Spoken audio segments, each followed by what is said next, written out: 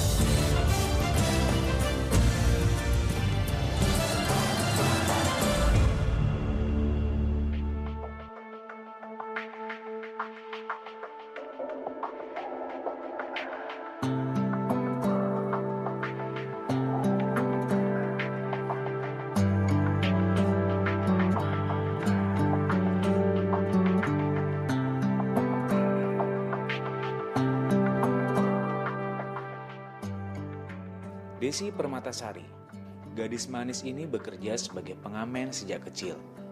Dan sejak itu pula, dia harus rela kehilangan masa kecilnya yang bahagia. Karena menjadi tulang punggung keluarga.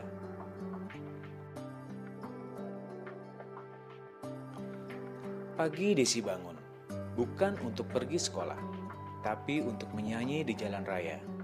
Sengatan matahari tidak menjadi penghalang untuk mengais rezeki dengan naik turun kendaraan dan menendangkan suara.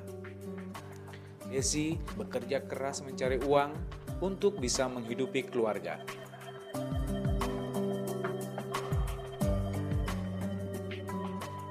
Ya uangnya ya untuk kebutuhan rumah tangga, ya buat bayar listrik, buat bayar air. Kalau sama Desi kalau buat belanja saya dikasih 30.000. Kadang 20 gitu.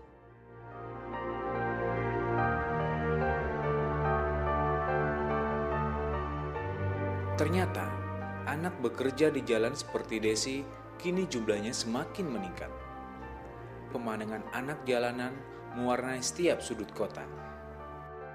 Mulai dari perempatan jalan, lampu merah, dan angkutan umum lainnya.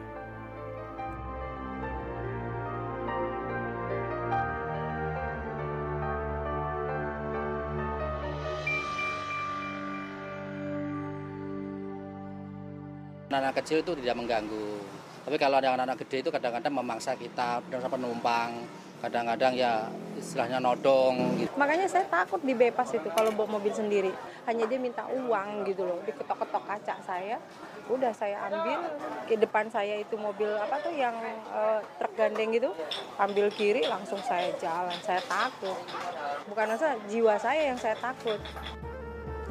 Setiap tahun jumlah anak jalanan di Indonesia selalu mengalami peningkatan, khususnya di ibu kota Jakarta.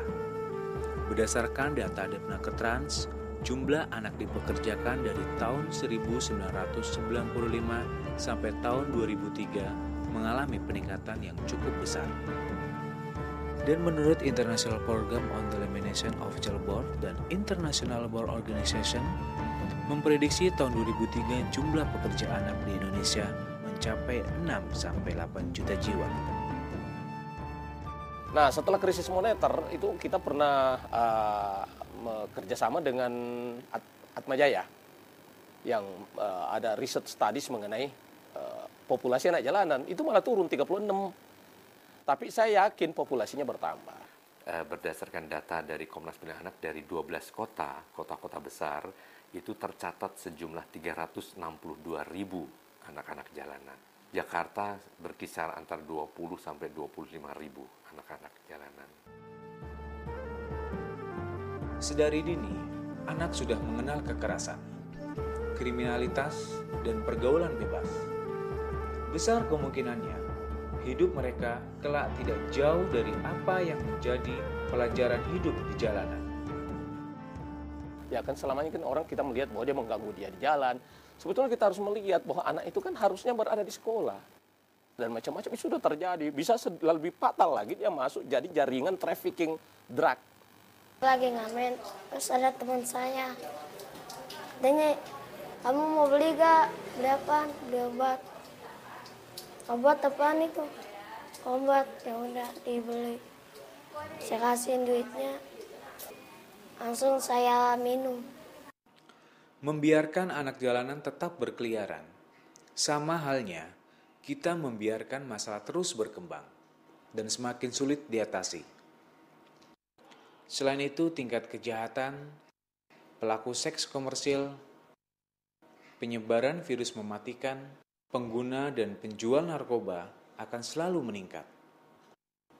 Yang paling sederhana adalah kemacetan arus lalu lintas.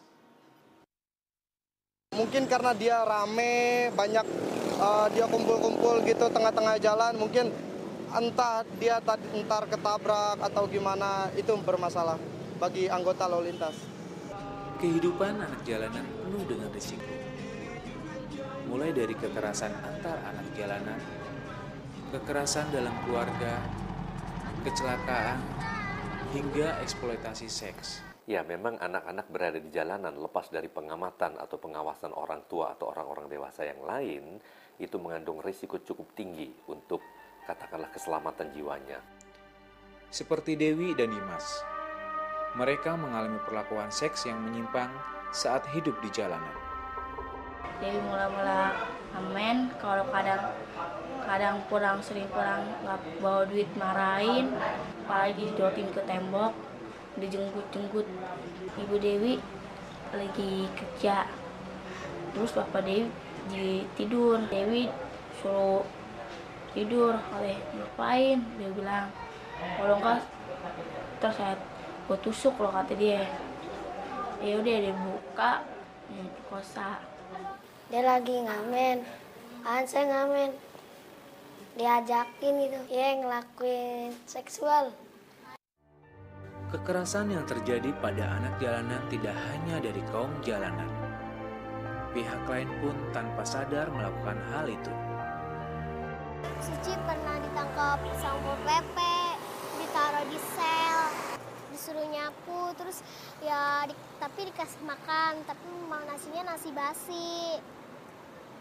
Keluarnya ngurus-ngurus surat gitu, misalnya RT, RW, kadang sama duit 150. Waktu Suci ditangkap sama Pol PP diminta uangnya, uang amen.